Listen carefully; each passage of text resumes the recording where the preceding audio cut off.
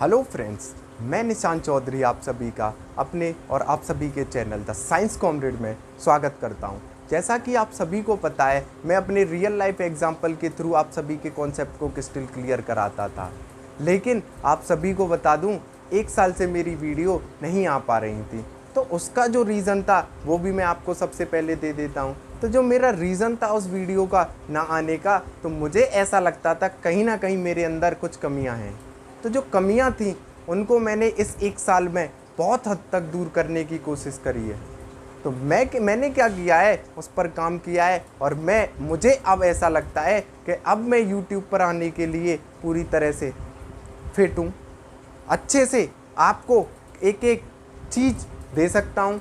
हर concept को real life example के through connect करके आपको बता सकता हूँ। हर एक एनसीईआरटी की लाइन से क्वेश्चन एक्सट्रैक्ट करके आपको दे सकता हूँ। हर कुछ जो भी असंभव है उसको मैं संभव करने की कोशिश कर सकता हूं। और आप सभी भैया जो भी क्लास 11th और क्लास 12th में हैं, उनको जो आईआईटी की प्रिपरेशन कर रहे हैं, नीट की प्रिपरेशन कर रहे हैं, स्वीट या जो भी अन्य एग्ज़ाम है उनकी प्रिपरेशन कर रहे हैं, उनको उस मुकाम तक पहुंचाने की कोशिश करूंगा। और मैं आपको पहले ही बता दूं, मेरा चैनल हमेशा फ्री रहेगा। यूट्यूब पर ही पढ़ाऊंगा और कहीं मैं नहीं पढ़ाऊंगा। तो सबसे पहले मैं आपको आज लाया हूं आपके लिए 2023 के भैयाओं के लिए स्ट्रेटेजिक वीडियो। 2023 के लिए ये कोई ऐसी स्ट्रेटेजिक वीडियो नहीं है कि ये खा लो ये पी लो ना। मैं केवल और केवल आपको टू द पॉइंट बात करूंगा कि मैं आपको अपने लेक्चर्स के थ्रू क्या क्या प्रोवाइड कराने की कोशिश कर सकता हूं। तो मैं झूठे वादे में करता नहीं हूं।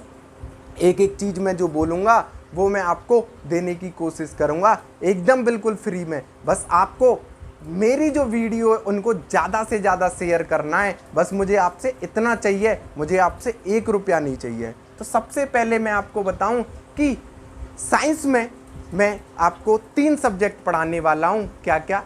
मैं आपको फिजिक्स पढ़ाऊँगा, मैं आपको केमिस्ट्री पढ़ाऊँगा, मैं आपको बायोलॉजी पढ़ाऊँगा। मैथ मैं नहीं पढ़ा सकता। मैथ में आप किसी अन्य चैनल को देख सकते हो, जो भी बहुत सारे। मैं क्या करूँगा, आपको थोड़ा सा मैं बता देता हूँ कि मेरा जो तरीका है वो रहने क्या वाला है। सबसे पहले हम क्या करेंगे, सबसे पहले फिजिक्स से स्टार्ट कर लेता हूँ। तो फिजिक्स में जब हम क्या करने वाले हैं, फिजिक्स में हम करेंगे सबसे पहले बेसिक्स टूल्स पर बात करेंगे, जो बेसिक्स मैथमेटिक्स है।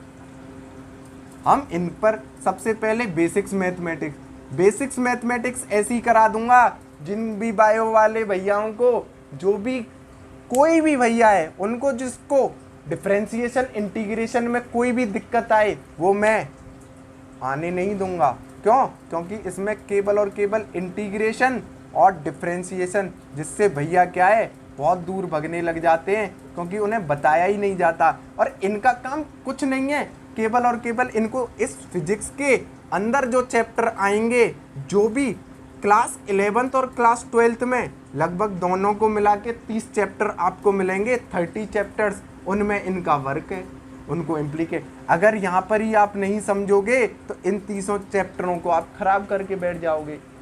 मैं क्या करूँगा, आपको बेसिक्स मैथमेटिक्स में इंटीग्रेशन हो गया, डिफरेंशिएशन हो गया, मैक्सिमा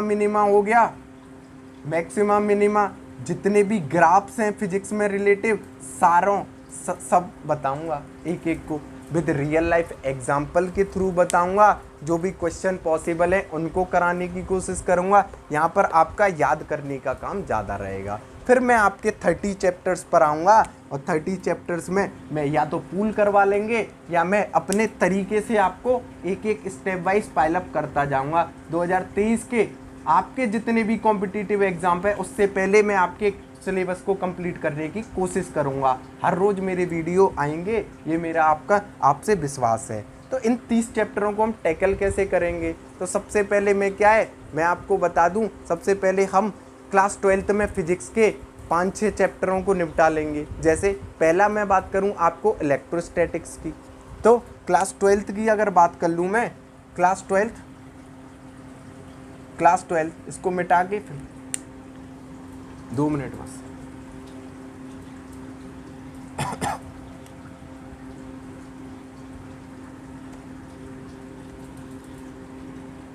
सबसे पहले मैं क्या करूंगा, क्लास 12 फिजिक्स, क्लास 12 के फिजिक्स के जो चैप्टर्स हैं उनको समाप्त कर लेंगे। पहला चैप्टर आप सभी को पता है इलेक्ट्रोस्टैटिक्स, यहाँ से स्टार्ट कर लेंगे। बेसिक्स मैथमेटिक्स के बाद करेंगे, जिन भी भैयाओं को आती है वो हो सकता है डायरेक्ट स्टार्ट कर लें। इलेक्ट्रोस्टैटिक्स में इसके इलेक्ट्रोस्टैटिक्स यूनिट में 2 चैप्टर आते हैं। पहला इलेक्ट्रिक चार्ज एंड फील्ड्स, दूसरा आ जाता है पोटेंशियल। इन दोनों को टैकल करेंगे। देन उसके बाद इलेक्ट्रिसिटी आ जाता है, उसके बाद मैग्नेटिज्म आ जाता है, मैग्नेटिज्म आ जाता है। उसके बाद क्या आ जाता है, मैग्नेटिज्म एंड मैटर, इसी में आ जाता है। देन उसके बाद क्या आ जाता है, EMI एंड AC आ जाता है। इन सबको टैकल कर लेंगे, ठीक है। इसके बाद मैं क्या करूँगा, इस 12th क्लास को ख़त्म कराने के बाद क्या करूँगा, क्लास 11th पर आऊँगा। तो 11th में क्या क्या कराऊँगा सुन लो, सारा पैरेलल चलेंगे हम, आपको बोर नहीं होने दूंगा बिल्कुल भी। रियल लाइफ एग्जाम्पल के थ्रू पढ़ाता हूं मैं, आप सभी को पता है। क्लास 11th में क्या क्या करेंगे, क्लास 11th में अगर मैं बात करूं सबसे पहले हम क्या करेंगे, सबसे पहले हम मैकेनिज्म समझा लेंगे। मतलब ये है, सबसे पहले यूनिट एंड डायमेंशन कर लेंगे, यूनिट एंड डायमेंशन कर लेंगे, हाँ यूनिट एंड डायमेंशन। उसके बाद क्या है 1D कर लेंगे, उसके बाद क्या है 2D कर लेंगे। देन मोशन इन प्लेन भी कर लेंगे, वो 2D में ही आ जाएगा। उसके बाद क्या है लॉ ऑफ मोशन कर लेंगे। देन वर्क पावर एनर्जी कर लेंगे, वर्क पावर एनर्जी कर लेंगे। उसके बाद रोटेशन कर लेंगे। ये दोनों पार्ट पहले हम ख़त्म करेंगे। मैं आपको विश्वास दिला रहा हूँ, इतना पार्ट करने के बाद आपका जो कॉन्फिडेंस है इतना बूस्ट कर दूंगा। आपका एक भी क्वेश्चन अगर इन पार्ट से हटे तो आप इसके आगे मेरी वीडियो मत देखना। एक भी क्वेश्चन, हर एक लाइन से NCERT से क्वेश्चन कराऊंगा और आप सब समझेंगे कि क्या क्या कुछ अलग है मेरे इस कॉमरेड बैच में। समझ गए। अब मैं आ जाता हूँ आपको, फिर मैं इसके बाद आपको बता दूं, फिर क्लास 12th पे फिर पहुंचूंगा, क्योंकि थोड़ा थोड़ा लाइट करके हम पढ़ेंगे, क्योंकि ना तो 11th में दिक्कत हो ना 12th में दिक्कत हो, दोनों के लिए एक साल के अंदर कंप्लीट कराऊंगा मैं आपको। और मैं आपको बताऊं, आपको 10 घंटे कम से कम सेल्फ स्टडी करने की ज़रूरत पड़ेगी। मैं क्या करूँगा अब, फिर उसके बाद क्या करूँगा, क्लास 12th पर फिर से आऊँगा। क्लास 12th में अब AC तक पढ़ चुके थे। देन उसके बाद क्या है इलेक्ट्रोमैग्नेटिक एंड वेव्स, वो वैसा ही चैप्टर है लेकिन उसके कॉन्सेप्ट में कराऊंगा।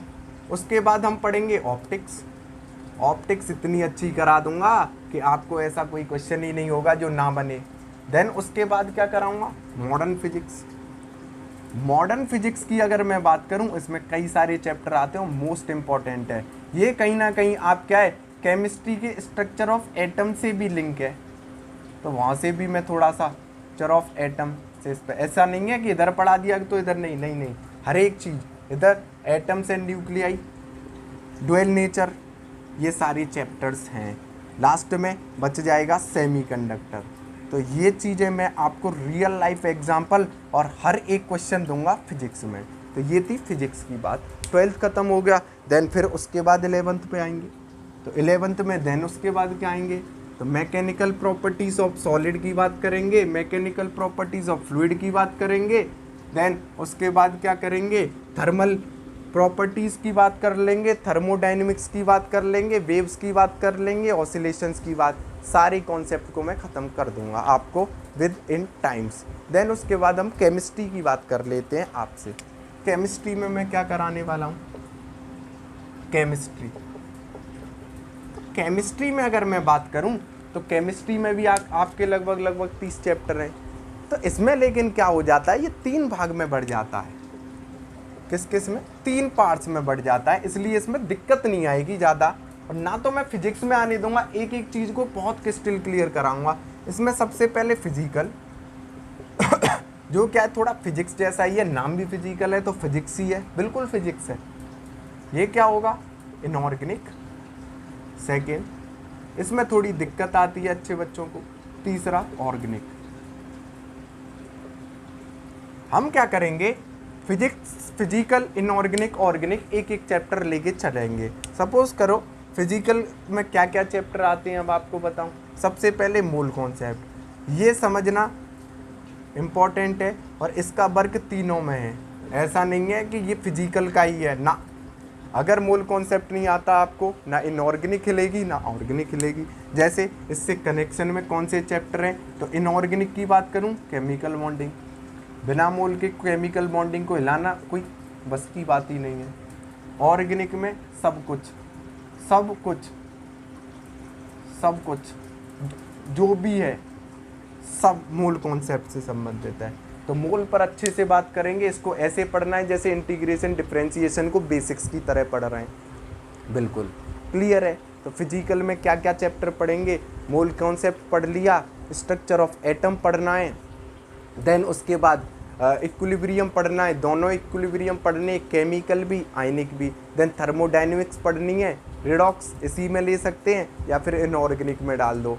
12th के पहले पांचों चैप्टर लेने हैं। क्या क्या लेंगे, सबसे पहले लेंगे सॉलिड स्टेट, उसमें कुछ करने की ज़रूरत नहीं है, तो पूरा थ्योरेटिकल बेस्ड चैप्टर है। हाँ, दूसरे तीसरे चौथे, दूसरा चैप्टर सॉल्यूशन, तीसरा चैप्टर केमिकल का वो इलेक्ट्रोकेमिस्ट्री, चौथा चैप्टर केमिकल काइनेटिक्स, पांचवा चैप्टर सरफेस केमिस्ट्री। ये थोड़े न्यूमेरिकल बेस्ड हैं तो इनको स्पेसिफाइड करना है। अच्छे से एक एक क्वेश्चन कराऊंगा हर लाइन से एनसीईआरटी से। देन आ जाते हैं ऑर्गेनिक पर। ऑर्गेनिक में सबसे पहले बेसिक समझाऊंगा आपको, IUPAC वगैरह के कोई रूल वगैरह नहीं बताऊंगा, देखते ही आप क्वेश्चन सॉल्व कर दोगे। उसके बाद आइसोमेरिज्म बताऊंगा, देन हाइड्रोकार्बन्स पर चलेंगे, देन उसके बाद क्लास 11th में इतना ही है। अगर ये आपको आता है तो क्लास 12th के चारों चैप्टर हलवा हो जाते हैं। कौन कौन से, सबसे पहला अगर बात करूं हेलो एल्केन और हेलो एरिन्स, दूसरे नंबर पर अगर बात करूं मैं एल्कोहल फिनॉल ईथर, तीसरे नंबर पर एल्डिहाइड कीटोन, चौथे नंबर पर अमाइंस। इनमें से एक भी टॉपिक आपको, एक भी क्वेश्चन ऐसा नहीं होगा जो मेरे बोर्ड पर ना हो। ऐसा कोई भी ऐसा क्वेश्चन ना होगा जो आपको एग्जाम में ना आए, ये मेरा वादा है। ऑर्गेनिक की बात कर ली, पॉलीमर और वो तो 2-3 चैप्टर हैं, उन पे कुछ है नहीं, वो मेरे नोट्सों के थ्रू आपको एक भी कोई कुछ भी जाएगा नहीं बाहर से। अब अगर इनऑर्गेनिक की बात करूँ तो ये थोड़ा सा इम्पोर्टेंट रोल प्ले करता है। इसमें मैं आपको कितना भी पढ़ा लूँ, आपको कितना भी पढ़ा लूँ कम है।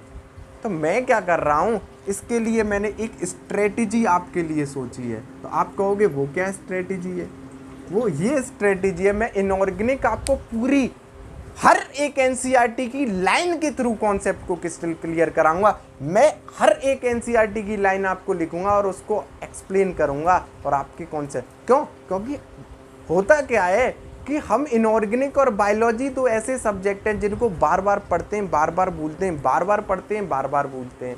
तो मैंने क्या किया है, थोड़ा सा इसको अलग नज़रिए से सोचा है। तो मैं आपको क्वेश्चंस के जब थ्रू कराऊंगा तो आप भूलेंगे ही नहीं। क्लियर है। तो ये तो मेरी क्या थी, किसकी बात थी, केमिस्ट्री की। अब आ जाते हैं बायोलॉजी की बात पर।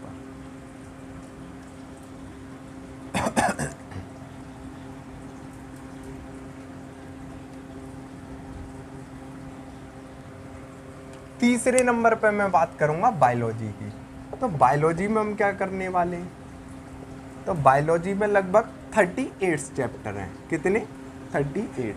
तो हम क्या करेंगे बायोलॉजी में, इन 38 चैप्टरों को ना पढ़ेंगे ना कुछ करेंगे, केवल और केवल इनऑर्गेनिक की तरह मैंने आपको हर लाइन से एनसीईआरटी की से क्वेश्चन फ्रेम कर रखा है। क्वेश्चन क्वेश्चन क्वेश्चन, इन तीनों को करेंगे और आपके 360 में से 360 मार्क्स पूरा करेंगे। समझ गए, मतलब एनसीईआरटी की हर लाइन को लिख दूंगा यहाँ पर, आपको केवल और केवल क्वेश्चन सॉल्व करने हैं। शॉर्ट ट्रिक्स दूंगा लेकिन केवल और केवल निमोनिक्स के फॉर्म में, और कुछ नहीं। बायोलॉजी का कोई शॉर्टकट नहीं है, केवल और केवल आप पढ़ते हो भूलते हो, पढ़ते हो भूलते हो, केवल और केवल कॉन्सेप्ट को समझाऊंगा क्वेश्चंस के थ्रू। तो ये मेरी स्ट्रेटेजी रहने वाली है 2023 में। मैं आप सभी बच्चों से ये निवेदन कर रहा हूँ कि मेरी इस वीडियो को ज़्यादा से ज़्यादा लाइक और ज़्यादा से ज़्यादा शेयर करो, ताकि ये और बच्चों तक पहुँचे और वो फ्री में कुछ कंटेंट ले पाएँ। और मैं आपको ये भी विश्वास दिलाना चाहता हूँ कि मेरा जो कंटेंट है वो किसी से कम नहीं होगा। हर एक एनसीईआरटी की लाइन, हर एक क्वेश्चन जो भी पॉसिबल है, आने वाला या आ चुका होगा, हर इसी बोर्ड पर मैं आपको देने की कोशिश करूँगा। फिजिक्स हो, केमिस्ट्री हो, बायोलॉजी हो, एकदम फ्री में आपके लिए प्रोवाइड कराऊंगा। बस मेरा एक अनुरोध है, आप इस वीडियो को ज़्यादा से ज़्यादा सब्सक्राइब करो, ज़्यादा से ज़्यादा लाइक करो। ऐसा नहीं सोचना है कि शेयर कर दूंगा तो दिक्कत होगी किसी दूसरे को, ना, किसी का फ़ायदा ही होगा। क्यों? क्योंकि ये कोई पेड बैच नहीं है, ये फ्री बैच है। और आप ये भी मत सोचना कि फ्री है तो कंटेंट में दम नहीं होगा। आप 1 महीना फॉलो करिए, उसके बाद देखिए अगर कंटेंट में दम है तो आगे मेरे चैनल को फॉलो करो, नहीं तो अनसब्सक्राइब करके चले जाओ।